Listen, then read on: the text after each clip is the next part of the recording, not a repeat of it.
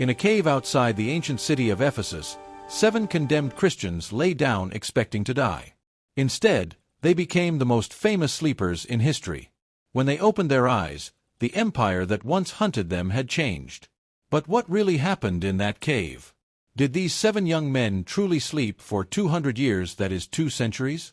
This video will expose that and everything you need to know about this mystery. This is the story of 7 believers, named in the Christian tradition as Maximian, Malchus, Martinian, Dionysius, John, Serapion, and Constantine, who became icons in Christianity and entered the Quran as the companions of the cave, Ab al-Khaf, in Surah 18.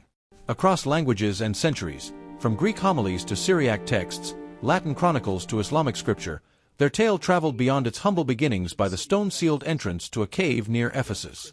To understand why these young men fled into a cave, we must return to a time when Christianity was not protected by law, not favored by emperors, and not carved into the stones of cities. In the middle of the 3rd century, the Roman Empire was unstable. Borders were threatened. Emperors rose and fell. Loyalty was demanded. Unity was enforced. Religion, in Rome, was not merely personal belief. It was public duty. Sacrifice to the gods was a declaration of allegiance to the empire itself. Then came the decree of Emperor Decius. In the year 249, Decius required all citizens of the empire to perform public sacrifice to the Roman gods and for the well-being of the emperor. This was not a quiet request. Officials supervised the offerings. Certificates, known as labelli, were issued to prove compliance. Without one, a person could face imprisonment, torture, or execution. For Christians, this presented a crisis. To offer sacrifice was to deny Christ. To refuse was to risk death.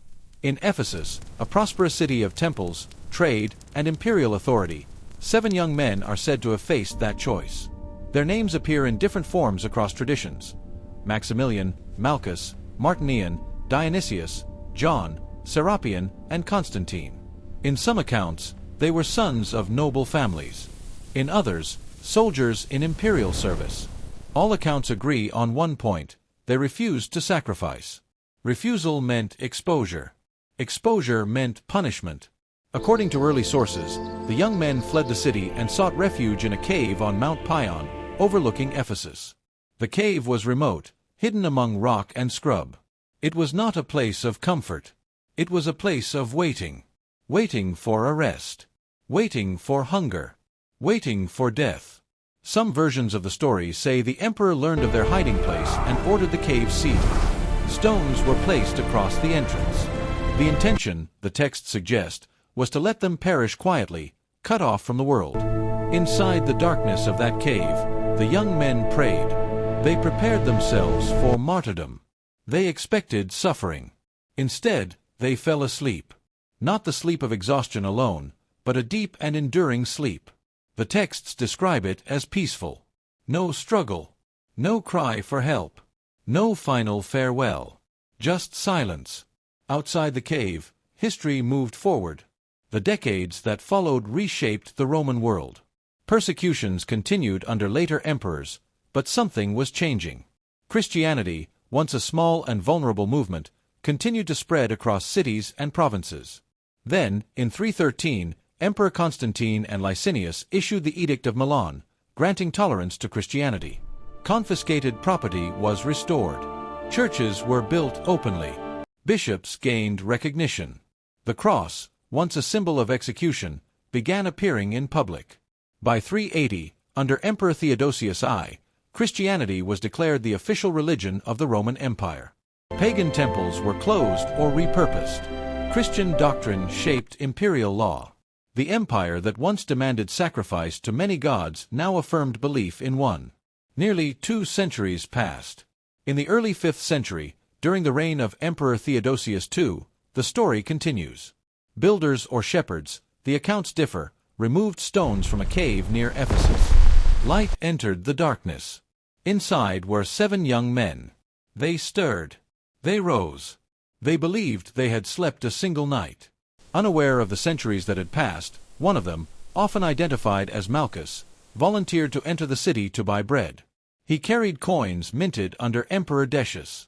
He walked familiar paths, expecting familiar sights. But the city was no longer the one he remembered. Crosses marked buildings. Churches stood where temples once dominated. The name of Christ was spoken openly in markets and streets. When he offered his ancient coins, the baker stared. The image of Decius had not been seen on currency for generations. Suspicion grew. Whispers followed. Was this hidden treasure? Was this deception? He was brought before local authorities. He told his story, of persecution, of the sealed cave, of a single night's rest. The officials listened. Word spread. According to the tradition, the bishop of Ephesus and even Emperor Theodosius II himself became aware of the case. At that time, theological disputes about the resurrection of the dead were active. Some questioned whether bodies would truly rise. Others defended the doctrine fiercely. The story of the young men was received as confirmation. Here, it seemed, were witnesses who had passed through time untouched, a sign that death is temporary, that awakening is real. The emperor is said to have visited them. The cave became a place of reverence. The young men, having delivered their testimony, returned to the cave. They lay down once more.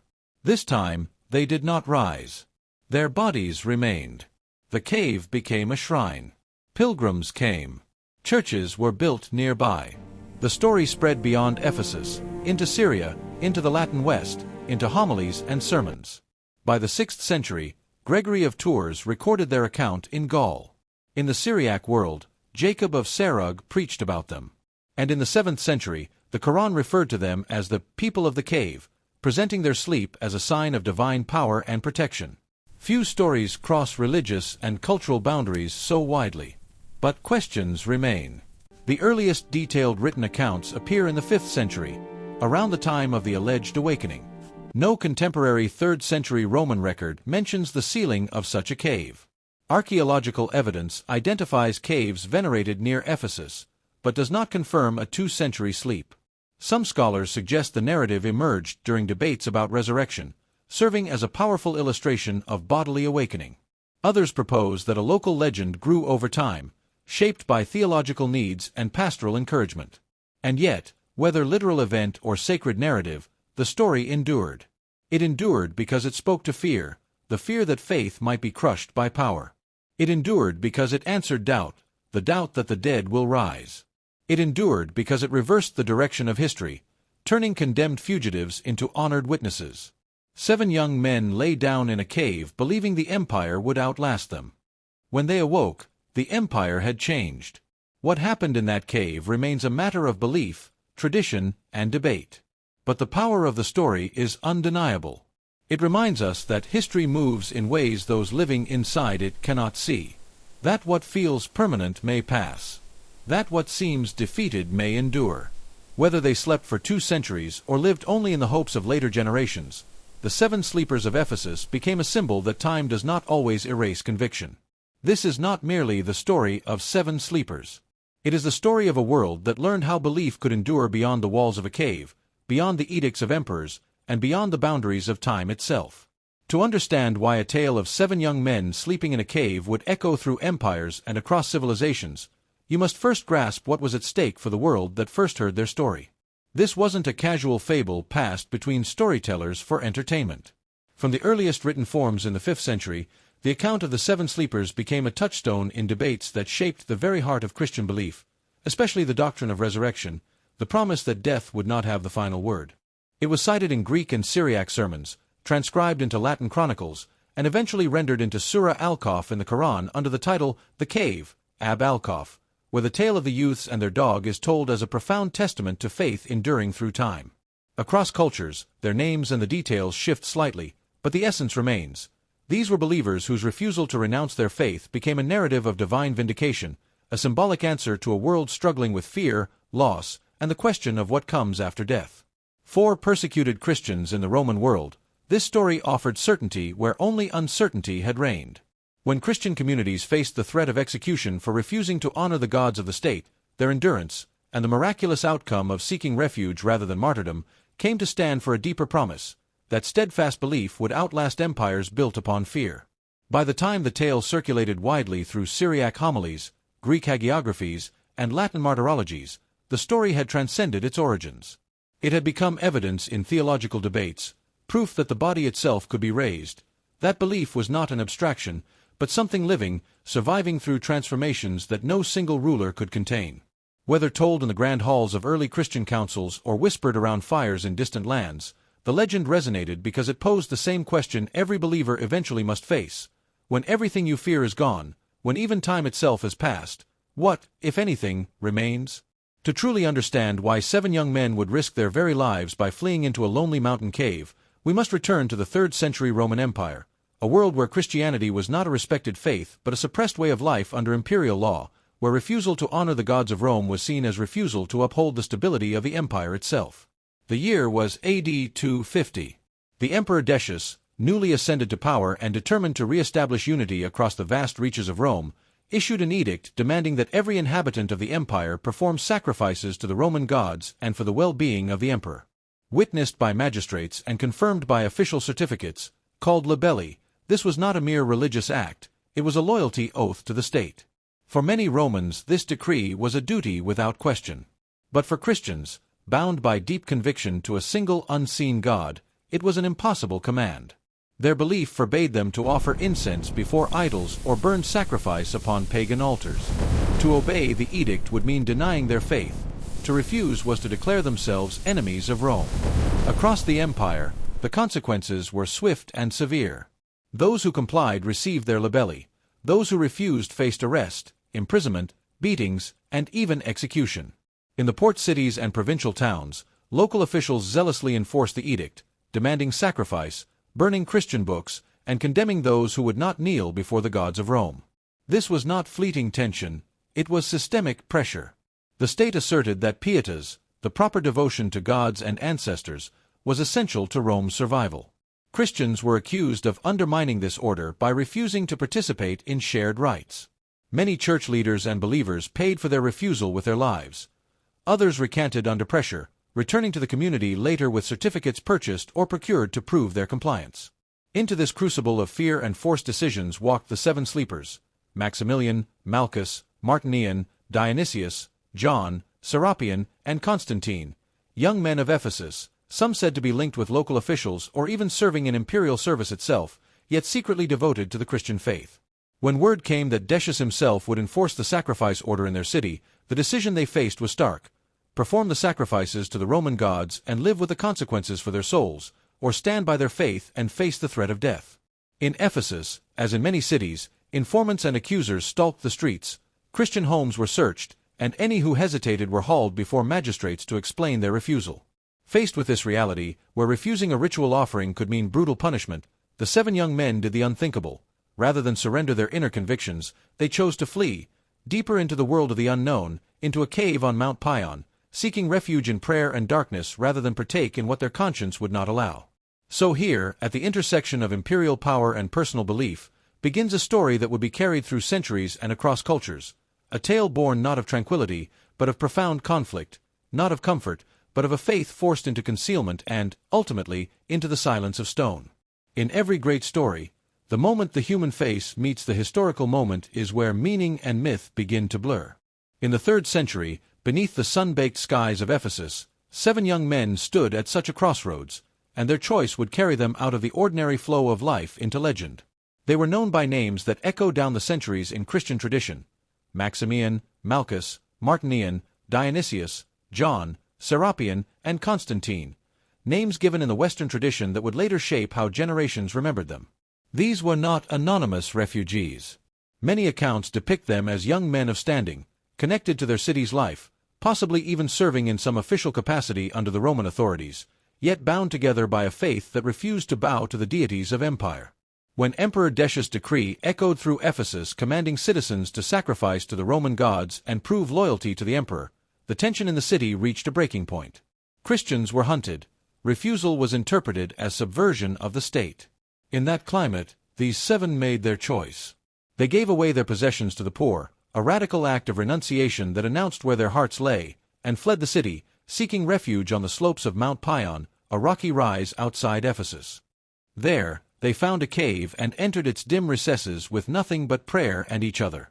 Inside that grotto, in the half-light between rock and shadow, They prayed for endurance, and for strength to meet death rather than deny their faith. Accounts tell of them settling in, eating what meager provisions they brought, and then, with voices barely above whispers, communing with God as the entrance was sealed behind them. The stories vary on the details. One tradition even names different companions, and another adds a faithful dog, but all agree on this core moment. Faced with force, they chose refuge over compromise. In that choice, they entered a sleep that would outlast the very empire that condemned them. For the Romans outside, this was a courageous act. For the Christians who preserved the tale, it was a testament to conviction.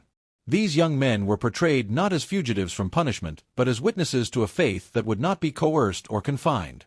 Their presence in that cave, and the mystery that would surround them, would echo across centuries. In the silence of stone and prayer's intense stillness, the seven sleepers ceased to be merely men of Ephesus. They became symbols, waiting at the threshold of belief and time itself, poised to be rediscovered by an empire that would soon look very different from the one they knew. The cave was never meant to be a sanctuary. It was meant to be a tomb. When word reached Emperor Decius that the 7 young Christians of Ephesus had fled rather than obey his decree, the response was swift. According to the earliest surviving written accounts from the 5th century, the emperor ordered that the cave where they had taken refuge be sealed shut, not stormed, not burned, but closed with stone, entombing them alive as a warning to others who might defy Rome. The mountain itself would complete the sentence.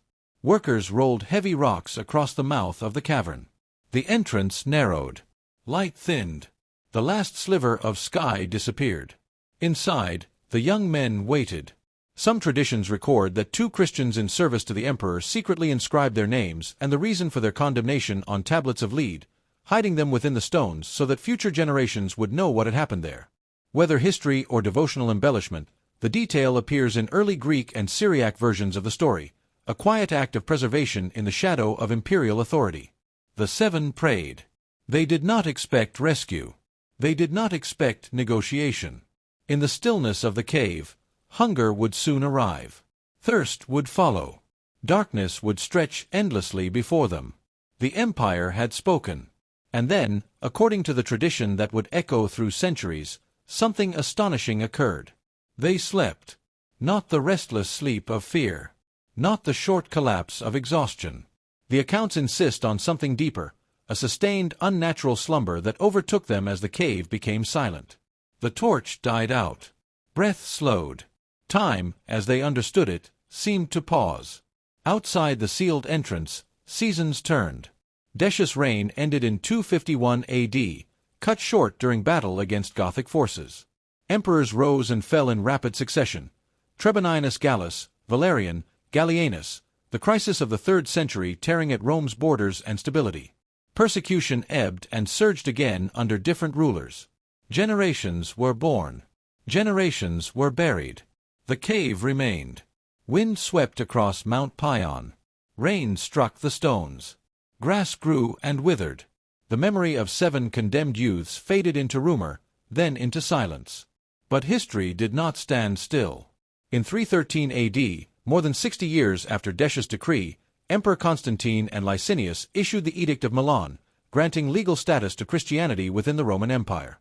Churches emerged from hiding. Bishops gained influence. The cross, once an instrument of execution, became a public emblem of faith. And still, inside the cave, the 7 did not stir.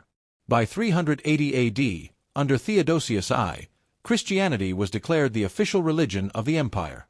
Pagan temples were closed. Imperial power now aligned itself with the faith that had once been forced underground.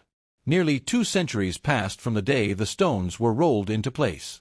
Then, according to the ancient accounts, the silence ended. A landowner, in some versions building a shelter for livestock, in others seeking stone for construction, ordered the rocks at the cave's entrance removed. Light poured in where darkness had ruled for generations. And inside, the 7 young men opened their eyes.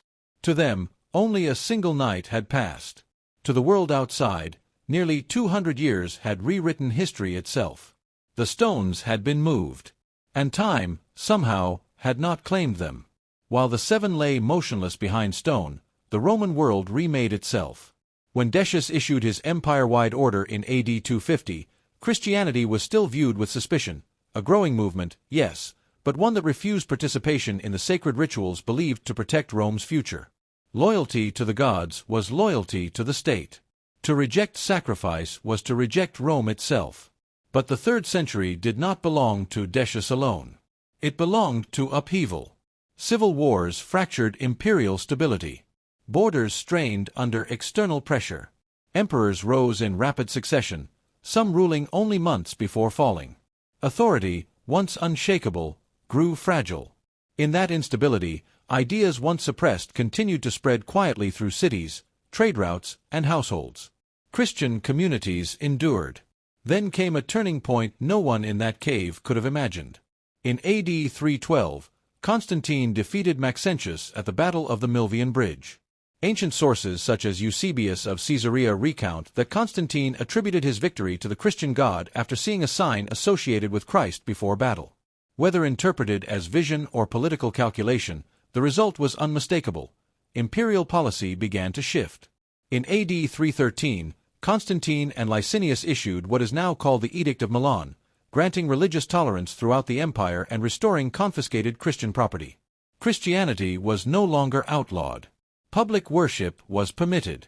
Churches could be built openly. The transformation had begun.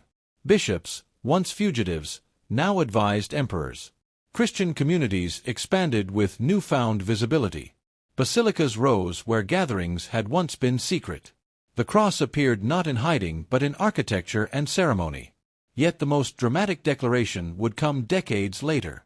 In AD 380, under Emperor Theodosius I, the Edict of Thessalonica proclaimed Nicene Christianity the official religion of the Roman Empire. Pagan worship was increasingly restricted.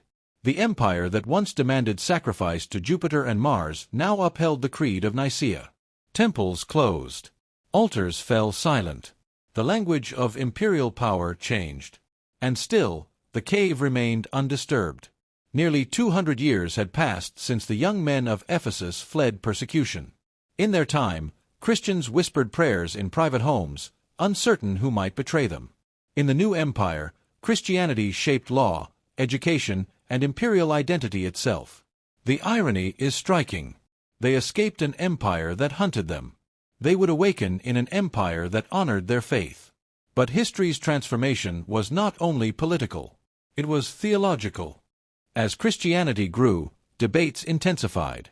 What precisely did resurrection mean? Would the dead rise bodily, as Christ had? Or was resurrection purely spiritual? Disputes moved from local communities to imperial councils. Bishops argued doctrine with urgency. Emperors intervened in theological controversies. Faith was no longer only a matter of survival. It was a matter of definition. And in the early 5th century, during the reign of Theodosius II, questions about bodily resurrection gained renewed attention. Some groups challenged the idea that physical bodies would rise again at the end of time. It was at this moment, according to the tradition first recorded in Syriac and Greek sources in the 5th century, that the cave was opened. The timing, believers would later say, was no accident. Because when the 7 young men stepped back into Ephesus, they did not merely awaken into a Christian empire. They awakened into a debate about life after death itself. And their very existence would be taken as an answer. Light entered first. For nearly 2 centuries, the cave had known only darkness, a stillness untouched by footsteps, untouched by voices. Then, as stones were pulled away and daylight broke across the cavern floor, warmth reached faces that had not aged. One of the young men stirred. Then another. According to the earliest written accounts from the 5th century, preserved in Syriac manuscripts and later retold in Greek and Latin, the 7 awoke believing they had slept a single night. Their bodies were unchanged. Their memories intact. Hunger returned as if only hours had passed. They spoke quietly among themselves. Had the emperor relented? Had the threat passed? Was it safe to return? They decided to send one of their companions into the city to buy bread.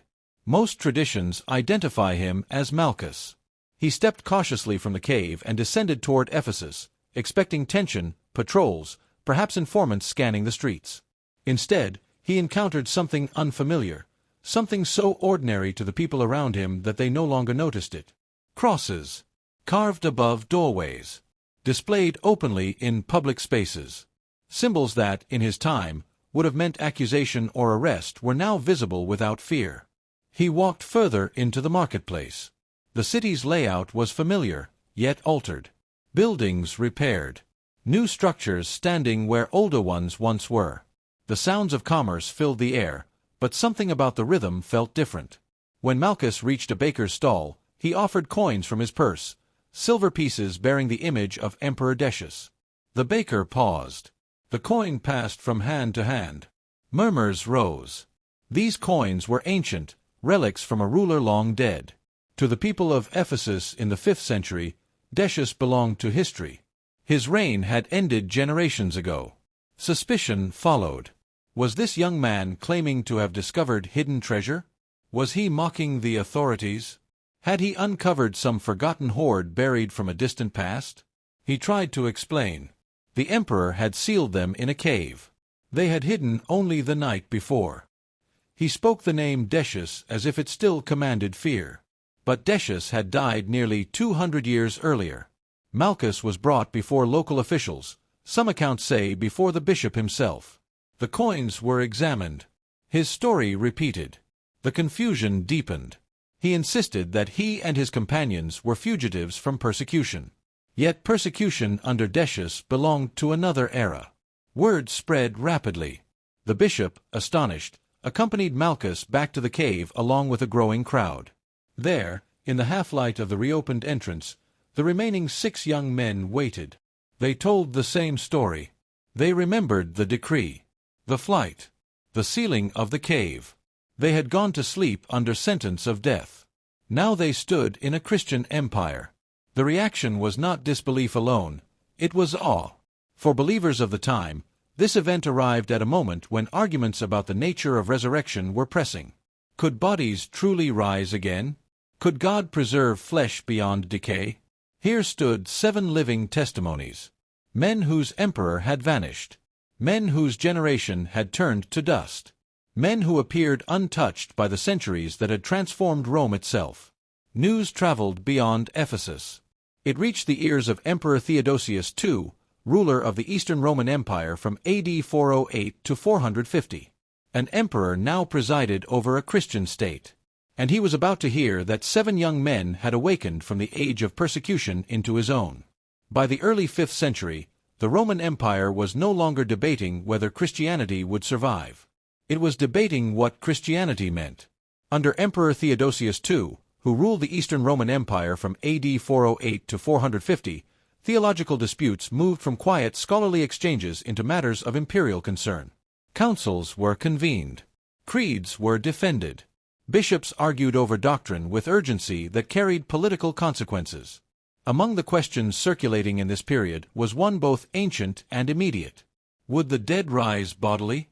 Some believers affirmed a physical resurrection, flesh restored, bodies renewed at the end of time. Others leaned toward more spiritual interpretations. The issue was not abstract. It shaped preaching, burial practices, and hope itself.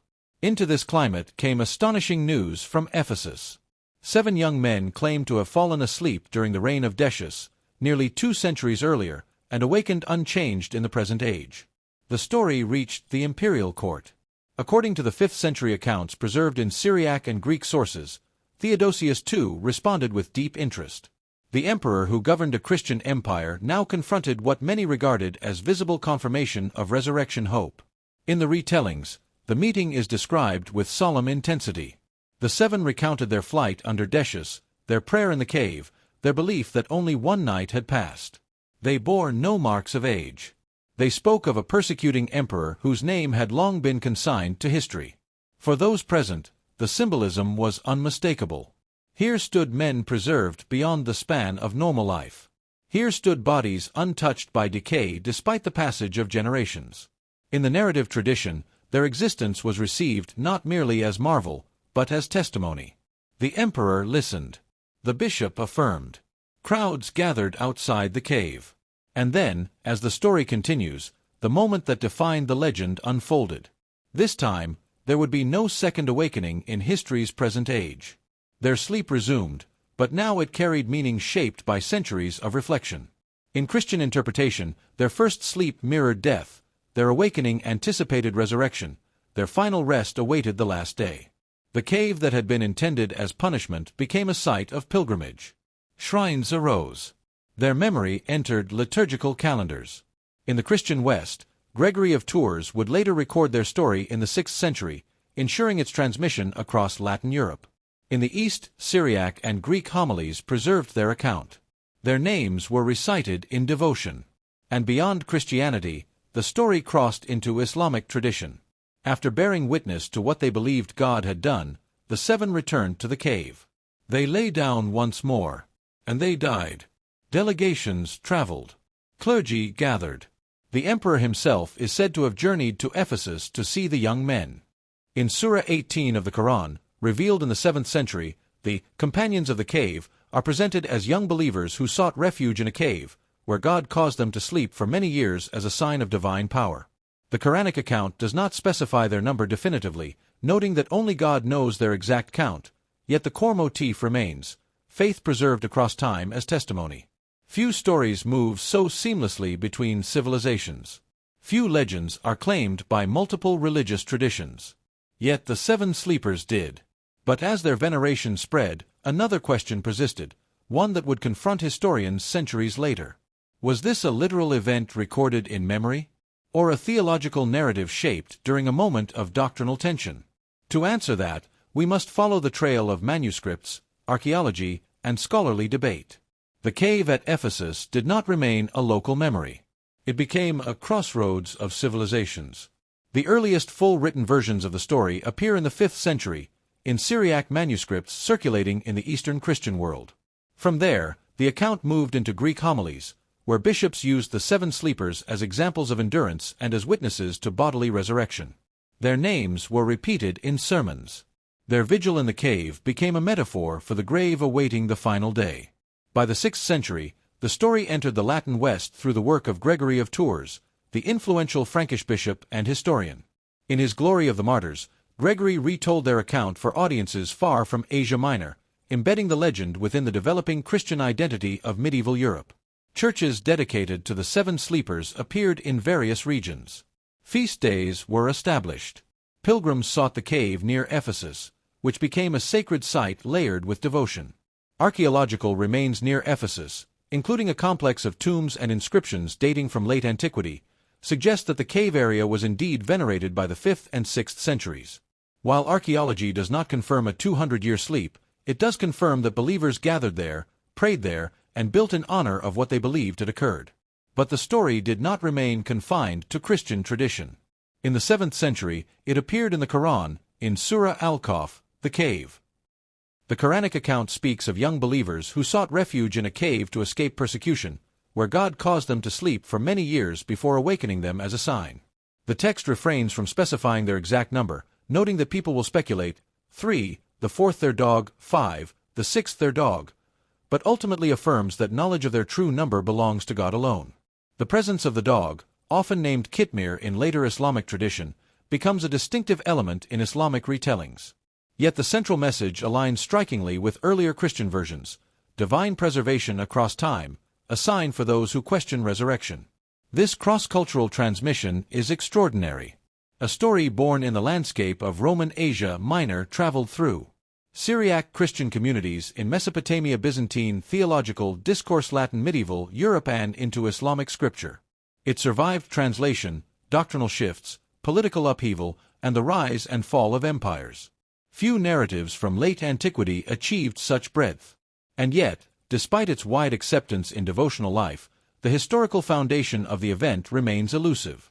Manuscripts multiply in the 5th and 6th centuries, but no contemporary 3rd century Roman record mentions 7 youths sealed in a cave under Decius. No imperial decree describes such an execution. The silence in earlier documentation raises difficult questions. Was the story preserved orally for generations before being written down? Did it emerge during theological debates as a narrative shaped to address pressing concerns? Or does its endurance suggest that something remarkable occurred, remembered long enough to take written form when circumstances demanded? The spread of the story across civilizations does not answer these questions, but it intensifies them. Because legends rarely cross religious boundaries unless they speak to something fundamental. And the 7 sleepers spoke to fear. They spoke to mortality. They spoke to the longing that time itself might one day be interrupted. To understand why the story endured, we must now examine what historians and scholars say, and what they cannot say. When historians approach the story of the 7 sleepers of Ephesus, they step into a space where devotion and documentation do not fully align. The earliest detailed written accounts of the 7 sleepers date to the 5th century, nearly 200 years after the supposed persecution under Emperor Decius in AD 250. Syriac versions appear first, followed by Greek narratives, and later Latin retellings such as that of Gregory of Tours in the 6th century. That gap matters. There is no surviving 3rd century Roman record describing 7 young Christians sealed in a cave at Ephesus. No imperial decree mentions their names. No contemporary historian of Decius' reign, and several wrote about the persecutions, refers to such an incident. For scholars, this silence is significant. Some historians suggest the story may have emerged during the early 5th century, precisely when debates about bodily resurrection intensified within the Christian world. Under Theodosius II, theological disputes were not merely academic, they shaped imperial unity. A narrative demonstrating that bodies could be preserved across centuries would have carried enormous symbolic weight. Others point to the structure of the tale itself, its symmetry, its theological clarity, its timing, as signs of a narrative crafted to address spiritual anxiety rather than to record a documented event.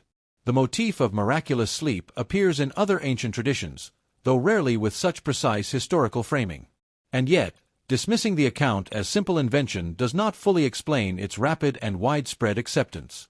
The story gained traction not in isolation but in regions close to Ephesus itself. By the late 5th century, a shrine existed at the cave site. Pilgrimage activity is supported by archaeological remains dating to late antiquity.